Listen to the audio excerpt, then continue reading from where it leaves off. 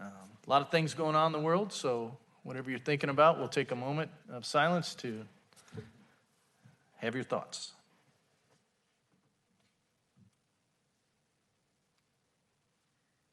Thank you, everyone. Alderman Condon, if you'd be kind enough to lead us in the Pledge of Allegiance. I pledge allegiance to the flag of the United States of America and to the republic for which it stands, one nation, under God, indivisible, with liberty and justice for all. Thank you, Alderman Condon. City Clerk, Brian, please call the roll. Dunn. Here. Kelly. Here. McGinnis. Here. Lee. Here. Grip. Here. Condon. Here. Cornett. Here. Dickman. Here. Jokjen. Here. And Ortez. Here. 10 present, Your Honor. Thank you, City Clerk, Mr. Krupp. So again, good evening, everyone. We begin this meeting of the City Council. I'd again like to welcome everybody in attendance and those viewing the meeting on any particular electronic device. We respectfully welcome your comments and opinions, but please keep in mind that as you share your thoughts, you're sharing them not only with your fellow Davenporters, but everybody throughout the region. We are happy you're participating in your city government, but please ask that as you share your thoughts, we all want to reflect the common desire to make Davenport a greater place for everyone, especially for the folks in here. If you have a cell phone, I'd ask you to please put it on silent or turn it off, simply because it doesn't get in the way of someone talking. That's all. You'll have the opportunity to address the council at a couple discussion items, and then at the end, if you do, we'd love you to come to the podium here. The microphone's above you. You'll have 5 minutes. Please address us as a body and not as any individual. We'll be respectful of you. Please be respectful of us. Thank you very much. Will an alderman please move approval of the city council meeting minutes for January 26, 2022? Motion, second. All in favor? Aye. Any opposed? Okay. City Administrator Spiegel, any update? Nothing this evening, Your Honor. Thank you very much. Will an alderman please move approval of the report of the Committee of the Whole for February 2nd, 2022? Move the report. Motion? Second. All in favor? Aye. Aye. Any opposed? Very good. We have 3 appointments, and we don't have a proclamation. That's being postponed to next week based on a request from the folks that would like to receive it. So you'll hear that proclamation for Black History Month next week. But we do have some appointments. I'll read them together and then ask for a motion. Park and Recreation Advisory Board, Farrah Powell is a new appointment to the 4th Ward. Planning and Zoning Commission, Jane Schneider is a reappointment. Bob Ingram is a reappointment. I'll accept a motion. Motion and a second to approve those. All in favor? Aye. Aye. Any opposed? Very good. Thank you for your service. And I see Mr. Ingram, thank you for your continued service on planning and zoning. We appreciate that. And the dedication that our folks, citizens do at the respective boards and commissions is appreciated, welcomed, and helps out the city in so many different ways. So thank you. Again, the proclamation is being postponed to next week simply because of an ask of the people that are going to receive it. We have one presentation from our good friends from the United Way. I see Ms. Gellerman is here. Ms. Gellerman, please, we look forward to hearing what you have to say. Well, thank you, Mayor and City Council, for having me here today. I am honored to share with you some work that we think is really important and important for you to know is happening. So it's related, the United Way focuses on education, income, and health. And I'm here today to talk to you about education. We often look at academic data in the community, and that's how we determine how we invest our funds. And we have been working with the superintendents in Scott County and Rock Island County. They're part of our Education Council, and we've identified the impact of COVID on academic achievement. So I want to share some of those findings and to let you know about a big community initiative we're going to be rolling out in the next year. So these kids on this screen are 3rd graders. And if I know that Kyle has 3rd graders, I think Corey has a 3rd grader. So they can relate to, and anyone else that has young kids or grandkids, how tough it's been the last 3 years. They have not had a full year of real school. And so depending on what school you're at, the degree of impact, both socially, behavioral, emotionally, and academically, can be felt. And so we've really been focusing on third grade reading proficiency for a number of years. So before COVID, there was a challenge, and now with COVID, we really are looking at the impact of that. So here's the scope of the learning loss for your information. And we look at this as a region, and this is real data from our schools here. We have a data exchange that allows our superintendents to put confidential information into an exchange, and we can follow that student no matter where the child lives in Scott County or Rock Island County. So this is real to our region. Before COVID, 61% of third graders were reading proficiently, was a high priority of ours at that time. We need it to be higher to be able to depend on a solid workforce and prosperity for our community in the future. We now know from our assessments and the analysis that we did in December, we are currently at 30% of third graders are reading proficiently in Scott and Rock Island County. We look at equity gaps and opportunity gaps. So I want to share a little bit about by population where we're at. So pre-COVID, we were at Black students in Scott and Rock Island County. We're reading at about 37%. And now, we call it the COVID era, we are looking at 1 in 10 third grade Black students are reading proficiently. If we look at Hispanic students, pre-COVID, 52%, we're currently seeing 24% of Hispanic students reading proficiently. White students, the same trend, about a 50% change, 63% to 36%. And I know that you can appreciate the impact of that. I want to share or reinforce those that know the significance of third grade reading. Third grade reading is the biggest indicator whether a child's going to graduate high school. If they're not reading by third grade, they are 2 times more likely to end up in prison or in welfare systems. Third grade reading, they're 5 times more likely to be prepared to succeed in college or career after high school. This is a significant issue. It's troublesome. We should all be alert. And I would hope that the council would join me in supporting this initiative and partnering with our schools. We've lined up behind our teachers. We have been talking to teachers who have been heroic through this, and we support them, and we've heard stories of passion and commitment and responsibility that they've shouldered, and our community needs to line up behind our teachers and help get kids back on track. So we are proposing, and we're actually already started our initiative, we are recruiting 500 volunteers in the community who will make a commitment to read one-on-one for 30 minutes a week through the rest of the school year. We'll start another cohort in the summer, and then we'll continue it in the fall. We know this works because we've already been doing this sort of program at United Way at a much smaller scale. So kids that go through a program like this, if they read with a volunteer for at least 8 weeks, will improve 80 and sometimes up to 100% in their reading in just 8 weeks with that sort of consistency. And so we are doing this mostly in person, and we've offered virtual options too. We have a couple of virtual options, but our teachers are telling us that they don't want the kids they don't want them sitting in front of a computer anymore. They want one-on-one attention. We're also seeking to raise $500,000. I'm thrilled to announce we're about $125,000 into that, and we haven't announced it publicly. But we're raising that money to reinforce those wraparound services. So early education. So one way we can predict if kids are going to be ready for third grade is if they're ready for kindergarten. If they succeed in kindergarten, they're going to be twice as likely to read by third grade. So we have to really address that too, because preschool enrollment, kindergarten enrollment, all of that was affected by COVID too. We got to catch up. We're going to fund and bolster out-of-school literacy programs, so on both sides of the river, and increase our investments in mentoring, and then provide support for parenting programs. These are the sites. You'll see that currently we have 3 locations in your city, in the city of Davenport. We prioritize Title I schools. So most of these have high population of students of color, high low-income population. And then we've also partnered with a couple nonprofits so far. Hand in Hand is a preschool program, and then Spring Forward is an after-school program that does some programming literacy programming after school at 3 of these locations.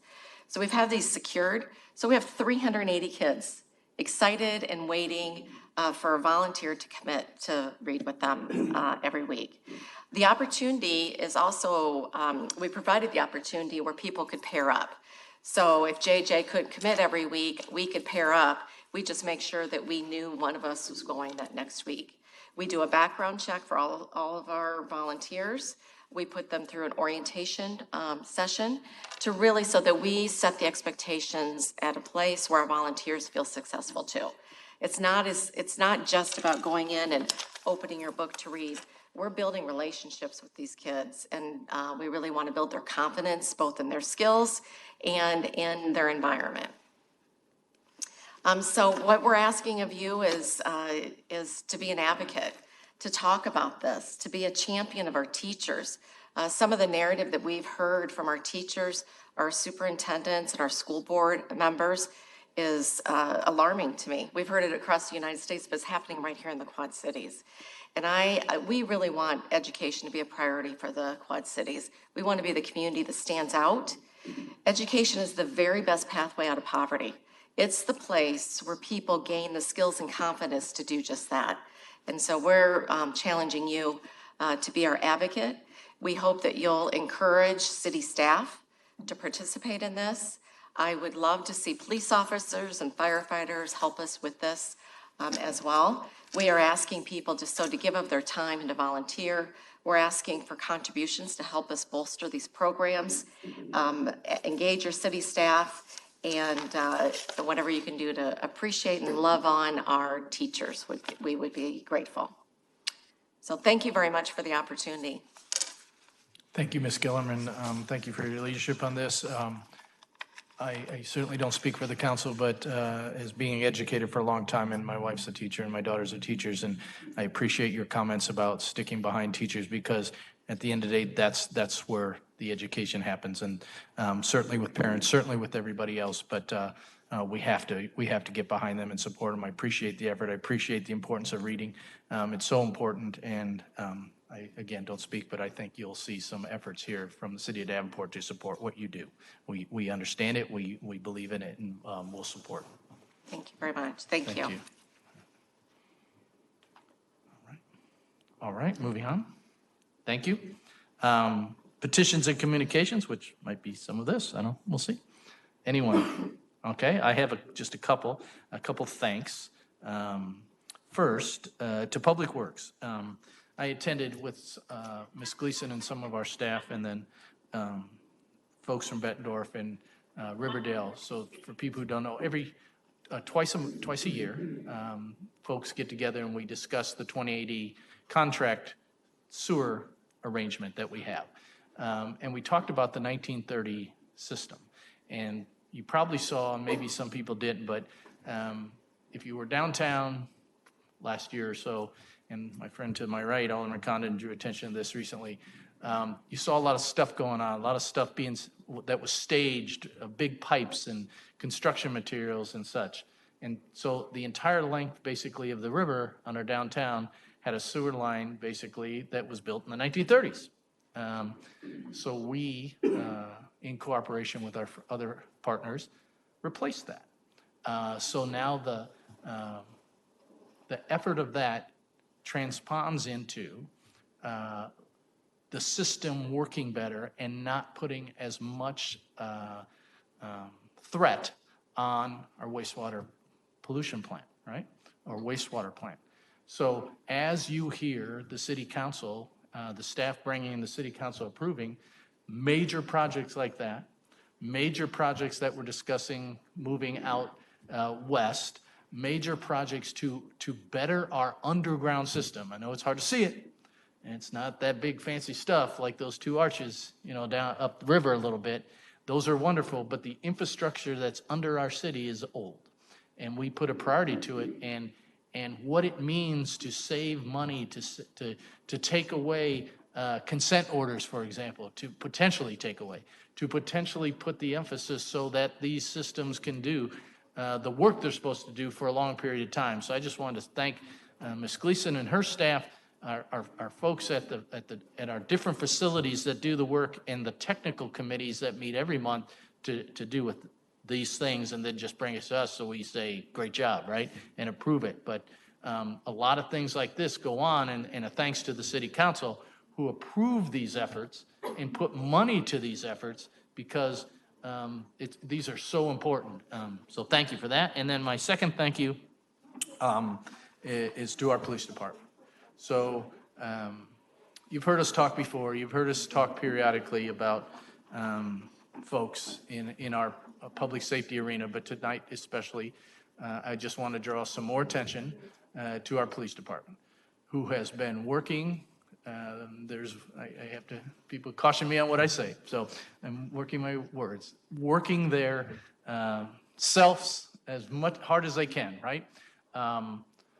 And you probably see the efforts now some of the things we've been talking about. The bank robberies, getting them right away.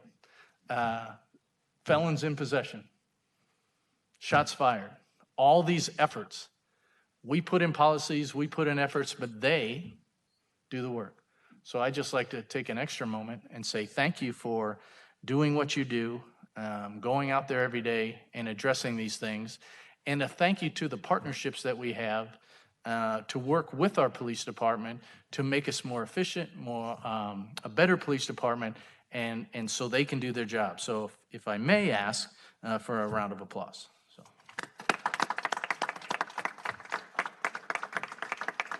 So anyone else? Okay, moving on to discussion agenda. Our first item is a first consideration of an ordinance providing for the sale and issuance of $38,690,000 general obligation corporate and refunding bonds series 2022A, and for the levy of taxes to pay the same. Before I ask for public comment, I'm going to ask our Chief Financial Officer, Ms. Merritt, to come up, give us a little background information, and then we have a guest that'll talk to us also. So Ms. Merritt, please. Sure. Mallory Merritt, Assistant City Administrator and CFO. Today was a very exciting day in the Finance Department. PFM coordinated our annual bond sale. And just to refresh you, this bond sale will be used to fund our FY22 capital improvement program. So before I turn it over to John Burmeister, who is with us virtually today from PFM, I would add that we had a very strong interest from the marketplace today, very, very competitive. And this should reaffirm for all of you that the marketplace views our bonds as a very safe and stable investment. And so again, that reaffirms what we've been hearing from Moody's and S&P and continuing to be recognized for our liquidity and reserve policies that we have. So again, all of the work that we do each and every day with our finance department and with all of you setting policies really does reflect when we come to our bond sale, as the interest rates we receive are very positive. So with that, I will turn it over to John to talk through the details. All right, very good. Thank you, Miller. Can everyone hear me okay? We can. Thank you, sir. All right, very good. Thank you. As Mallory indicated, this is John Burmeister with PFM. It's a pleasure to be visiting with you this evening. As Mallory indicated, it was a pretty exciting bond sale.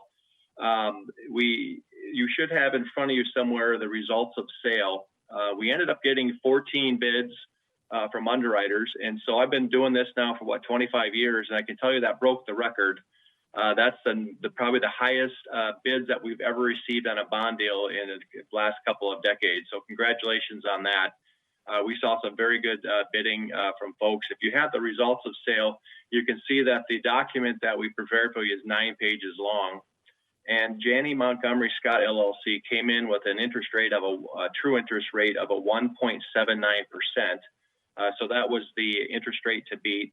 And if you flip through the various pages, you'll see based on the very last page, second to last page, the high bidder was a 2.02%. So you can see there's a really big difference in between the low bid and the high bid. And that equates to $752,000 difference between the low bid and the high bid. So it's certainly the competitive process, I would say, helped the city save up to $752,000 just by trying to figure out which investor, which underwriter has the best view of the city and can produce the lowest interest rates for you. including inside the 14 bids. If you flip through the various pages, you'll see there's actually 51 different underwriters located across the United States, and I counted them up. There's actually 24 different states in the United States that accumulated their bids today to provide the city with their bid. Some as far away as New Jersey, Washington, Arkansas, Virginia, Colorado, Michigan, California, Alabama, Nevada, Kansas, and so on and so forth. So we received a lot of good bids from a lot of different individuals. And then if you flip to the very last page, we did think that we would try and get one more bite at the apple. The city has saved quite a bit of money over the years with lower interest rates. So we did go into the market with a refunding opportunity with the 2014 A bonds. And I'm pleased to tell you that the city saved $853,675, and that's on the last page of your results for sale. And those savings, it's about $120,000 per year. And that's going to be split between the debt service levy and the sewer fund. So I think both of those funds would appreciate a little savings. And with that, I'll open up to any questions that you have. And if there aren't any, PFM would recommend that the city award this to Janney Montgomery Scott, LLC, at a true interest rate of 1.7908%. And then you will also note that we did decrease the size of the bond issue from $38,690,000 down to $34,450,000. So that should be reflected in the ordinance that you have in front of you. So, Mr. Burmeister, thank you very much. Ms. Mallon, our CFO, anything else to add to that? So we can just move on and carry with, unless you want to direct us in any other particular ways. Yep. Yes, I think you could ask for a public comment at this Yep. time, and then I'll be back with what needs to happen next. Right before we do the motion. Roger, thank you. Okay, so is there any public with comment? Okay.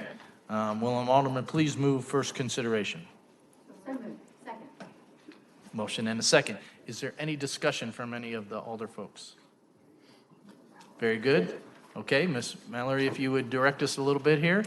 Yes, so at this time, it would be appropriate for someone to make a motion to substitute the documents that are in front of you to reflect the updated ordinance and the results of the sale today.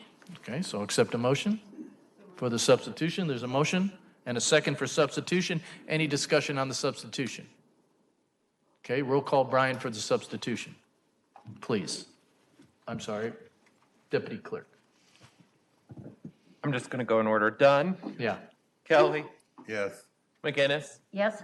Lee, Yes. Grip, Yes. Condon, Yes. Cornett, Yes. Dickman, Yes. Jobson, Yes. and Ortez. Yes. 10 yeses, Your Honor. Very good. Now we're back to the original consideration. So we substituted. So, Mr. Krupp, if you would please call the roll for the original first consideration with the substitution.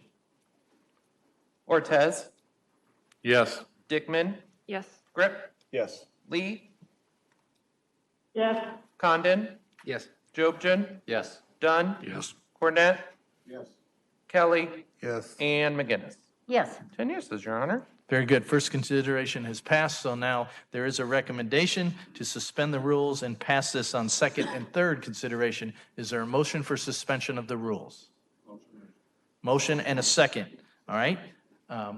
Ryan, please call the roll for suspension of the rules. Jobson, Yes. Dunn, Yes. Condon, Yes. Dickman, Yes. Ortez, Lee, Yes. McGinnis, Yes. Cornett, Grip, Yes. and Kelly.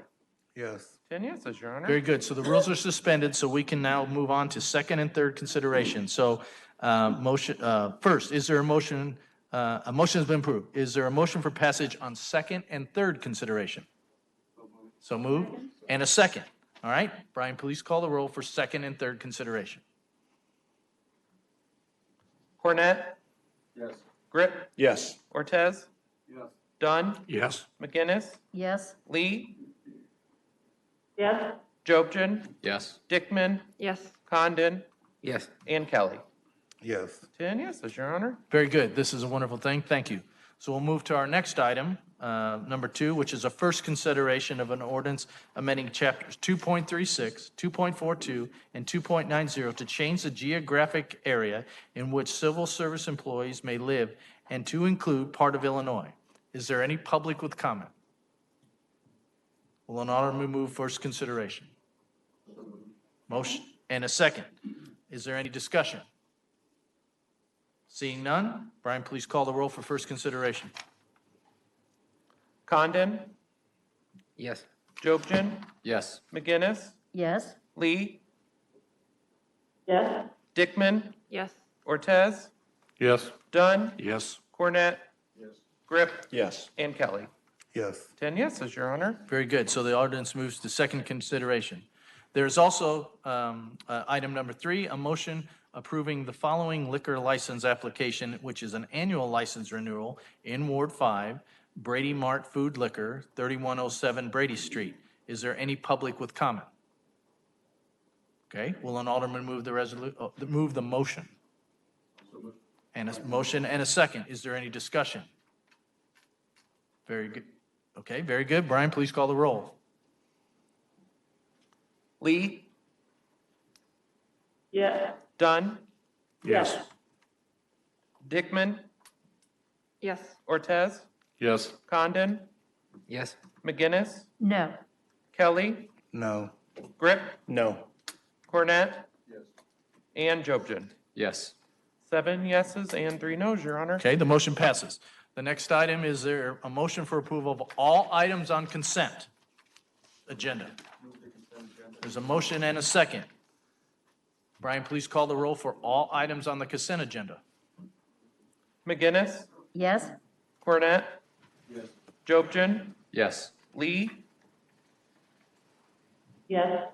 Kelly, Yes. Grip, Yes. Condon, Yes. Ortez, Yes. Dickman, Yes. and Dunn. Yes. 10 yeses, Your Honor. Consent's approved. The next item, is there any other ordinances, resolutions, or motions? There are none for this evening. The next item, is there any public with business? Any public who would like to talk to the council about any item other than what's on the, that was on the agenda?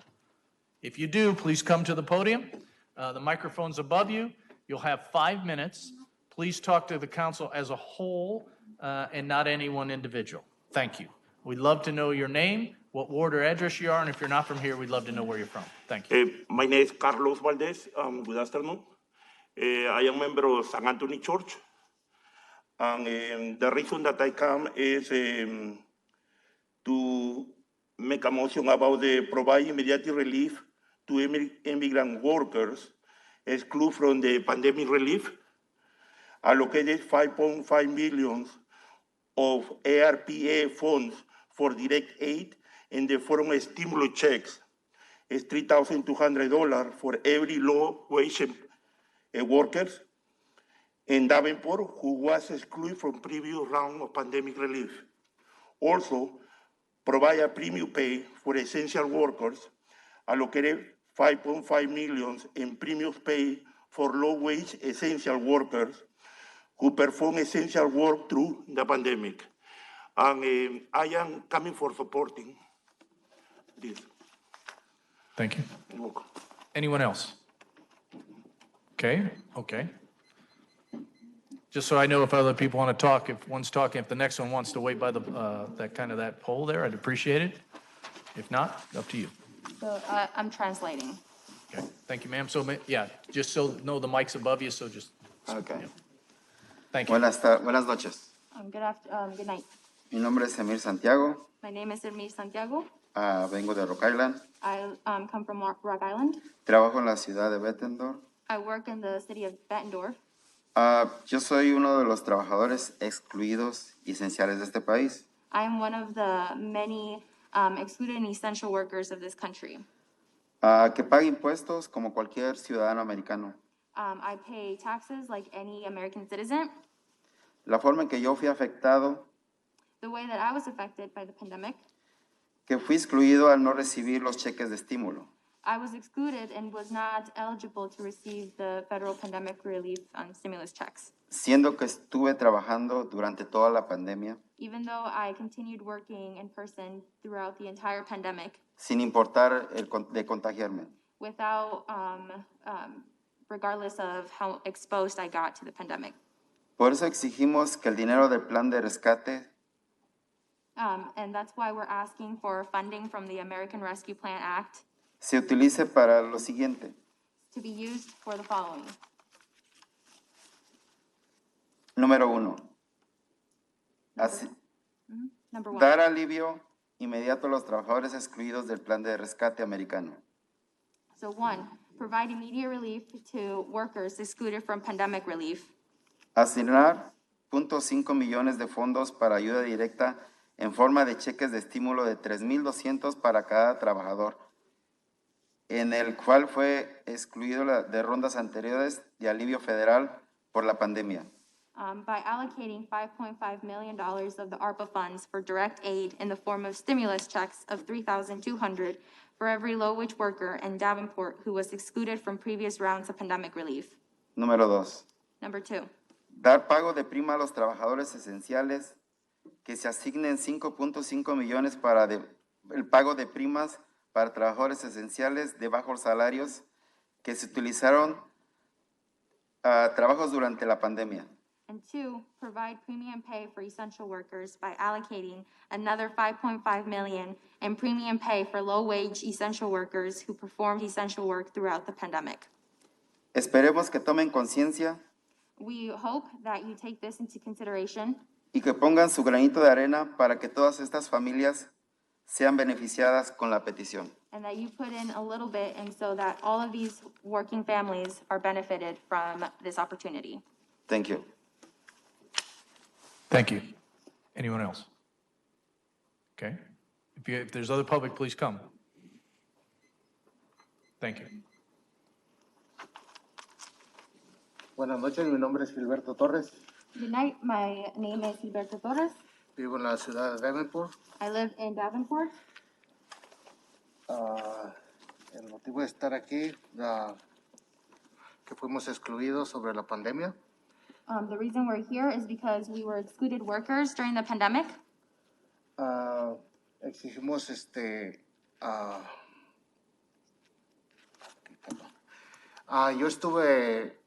yo estuve enfermo, que me pegó el COVID y aún así me exigieron trabajar. I was sick with COVID, and even then, I was told that I had to keep going to work. 4 semanas estuve enfermo, que no me podía levantar de la cama. For 4 weeks, I was sick to the point where I couldn't even get out of bed. Eso fue agravando mi salud y gracias a Dios pude salir adelante otra vez. And even though my health was compromised, I still managed to make it out. So, el motivo de estar aquí, So the reason that we're here is, número 1, es pago inmediato para los trabajadores de bajos ingresos. exigimos pago inmediato para los trabajadores esenciales, excluidos del cheque de estímulo. $3,200 estamos exigiendo sobre los cheques de estímulo para cada trabajador esencial excluido de la pandemia. And so for number one, we're asking that you provide immediate relief to low-wage workers excluded from pandemic relief by allocating $5.5 million of ARPA funds for direct aid in the form of stimulus checks of $3,200 for every low-wage worker in Davenport who was excluded from previous rounds of pandemic relief. Segundo, para los trabajadores esenciales de bajos salarios, estamos pidiendo lo que es 5 millones de pago en primas. And second, we're asking that you provide premium pay for essential workers through the American Rescue Plan Act by allocating $5.5 million in premium pay for low-wage essential workers who performed essential work throughout the pandemic. Si me permiten entregarle estos para que tengan un poquito de conciencia hacia nosotros que fuimos excluidos de la pandemia. And I ask that you accept these letters that have the information. Acá, Gilberto.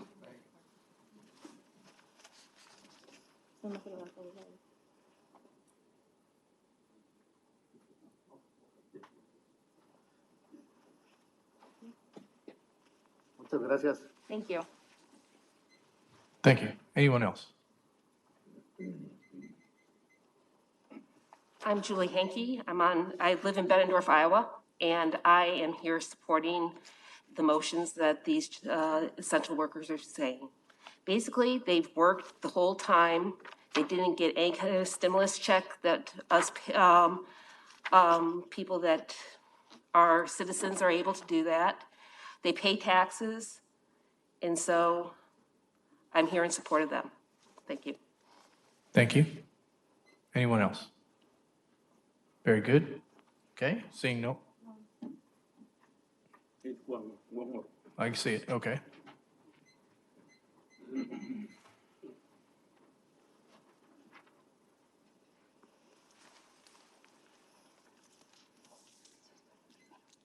Bueno, mi nombre es Laura Castel. My name is Laura Castel. Yo vivo aquí en Davenport. I live here in Davenport. Yo también fui afectada por el COVID I was also affected by COVID. y también soy una trabajadora esencial. Tuve que salir a trabajar inmediatamente después de recuperarme un poco. Tuve que salir a trabajar. I'm also an essential worker that right after I was done with COVID, I had to get right back out there to work. Y estamos aquí para pedir de favor que pues nos ayuden a tener y tengan un poco de consideración y pedir de favor And so we're here today to ask that you take us into consideration as essential workers and ask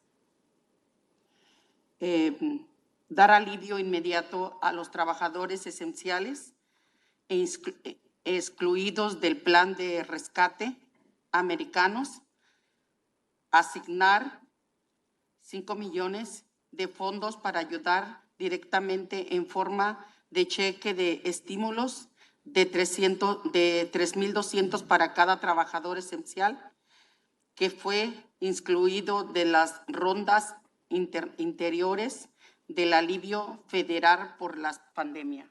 And so we ask that, one, you provide immediate relief to low-wage workers excluded from pandemic relief by allocating $5.5 million of ARPA funds for direct aid in the form of stimulus checks of $3,200 for every low-wage worker in Davenport who was excluded from previous rounds of pandemic relief. Dar un pago de premia a los trabajadores esenciales, asignar 5 millones de pago de primas para trabajadores esenciales de bajos salarios que realizaron trabajos esenciales durante la pandemia.